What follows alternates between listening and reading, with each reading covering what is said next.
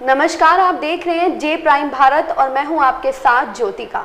आइए रुक करते हैं खबर की ओर। कांग्रेस द्वारा आरएसएस प्रायोजित कार्यक्रम में न जाने का निर्णय स्वतंत्रता आंदोलन के मूल्यों के अनुरूप है। मोदी सरकार को नेहरू द्वारा मौलाना आजाद को दिए गए सुझाव से सबक लेना चाहिए। अल्पसंख्यक कांग्रेस प्रदेश अध्यक्ष शहनवाज आलम ने कांग्रेस अध्यक्ष मल्लिकार्जुन खड़गे और सोनिया गांधी द्वारा अयोध्या में आरएसएस और भाजपा आयोजित कार्यक्रम का निमंत्रण अस्वीकार करने को स्वतंत्रता आंदोलन के इतिहास और मूल्यों के अनुरूप बताया। कांग्रेस मुख्यालय से जारी प्रेस विज्ञप्ति में शहनवाज आलम ने कहा कि स्वतंत्रता आंदोलन के समय से ही कांग्रेस धर्म के राजनीतिक इस्तेमाल का विरोध करती रही है। मुस्लिम लीग और हिंदू महासभा से उसके विरोध का मुख्य आधार ही इन दलों द्वारा धर्म का राजनीतिक इस्तेमाल किया जाना था। इसलिए सुभाष चंद्र बोस ने कांग्रेस अध्यक्ष बनने पर 1938 में यह नियम बना दिया था कि मुस्लिम लीग और हिंदू महासभा के सदस्य कांग्रेस के सदस्य नहीं बन सकते। सोनिया गांधी और खड़गे जी द्वारा आरएसएस और भाजपा द्वारा कराए जा रहे आयोजन में न जाने का निर्णय उसी परंपरा के अनुरूप है। शहनवाज आलम ने कहा कि सेकुलर राज्य व्यवस्था में संवैधानिक पदों पर बैठे लोगों का धार्मिक आयोजनों का नेतृत्व करना स्वतंत्रता आंदोलन के मूल्यों के खिलाफ है। उन्होंने कहा कि मोदी सरकार को आधुनिक भारत के शिल्पकार पंडित जवाहरलाल नेहरू के उस प्रसंग से सीख लेना चाहिए जिसमें उन्होंने तुर्की दौरे पर जा रहे मौलाना आजाद की तुर्की के राष्ट्रपति को कुरान भेंट करने की योजना से असहमति जताते हुए उन्हें भारत का संविधान भेंट करने की सलाह दी थी।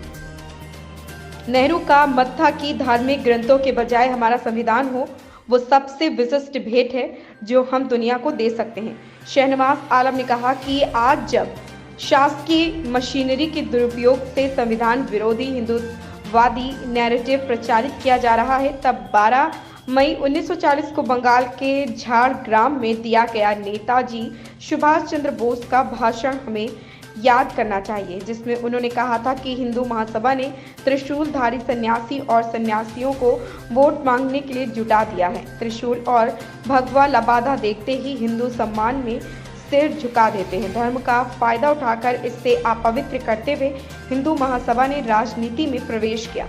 सभी हिंदुओं का कर्तव्य है कि इसकी निंदा करे, ऐसे गद्दारों को राष्ट्रीय जीवन से निकाल फेंके, उनकी बातों पर कान न दे। देखिए, सोनिया जी और खड़गे जी द्वारा आरएसएस के आयोजन में जाने से इनकार कर दिया जाना, ये हमारे स्वतंत्रता आंदोलन के वैल्यूज के मुताबिक है। कांग्रेस पार्टी ने हमेशा से स्वतंत्रता आंदोलन के समय भी आप देखें तो हिंदू महासभा और मुस्लिम लीग का उसने इसी आधार पे तो विरोध किया था कि ये दोनों दल धर्म का राजनीतिक इस्तेमाल करते हैं। आज राम मंदिर का इस्तेमाल आरएसएस और भारतीय जनता पार्टी जो हिंदू महासभा के हायर्स हैं वो कर रहे हैं, तो उसमें तो जाने का सवाल ही नहीं उठता है। दूसरी चीज कि एक सेकुलर मुल्क होने के नाते भारत के किसी भी संवैधानिक पद पे बैठे हुए आदमी को ये शोभा नहीं देता।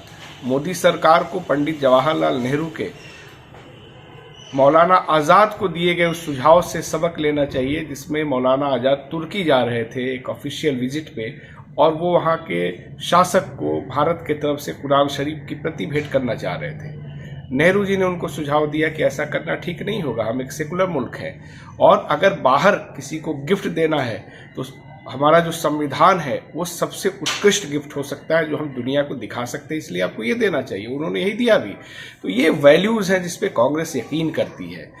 सबसे अहम बात यह है कि 1938 में सुभाष चंद्र बोस ने इस चीज को सबसे पहले गौर किया था कि राजनीति का धर्म का इस्तेमाल घालमेल ठीक नहीं है, इसीलिए उन्होंने 1938 में एक नियम बना दिया था कांग्रेस का अध्यक्ष बनने के बाद कि हिंदू महासभा और मुस्लिम लीग के लोग कांग्रेस के सदस्य नहीं हो सकते। मुझे लगता है कि आज जब हिंदुत्व का नैरेटिव बड़े जोर शोर से प्रचारित किया जा रहा है, तब सुभाष चंद्र बोस के 1940 के उस भाषण को हमको याद करना चाहिए जो उन्होंने झारग्राम में दिया था, जो आनंद बाजार पत्रिका में भी छपा, और उसमें उन्होंने इस बात को कहा था कि ये हिंदू महासभा के लोगों ने भगवाधारी त्रिशूलधारी सन्यासियों और सन्यासिनों को मैदान में उतार दिया है वोट लेने के लिए, और जैसे ही एक आम आस्थावान हिंदू भगवा वस्त्र देखता है तो वो श्रद्धा में आ जाता है, इनके झांसे में आ जाता है। उन्होंने अपने उस भाषण में कहा था कि ऐसे लोगों को, गद्दारों को देश की राष्ट्रीय राजनीति से बाहर करना जरूरी है, तब ये मुल्क बचेगा। तो आज मुझे लगता है कि सुभाष चंद्र बोस के उस दूरदर्शी बयान को याद करने की जरूरत है।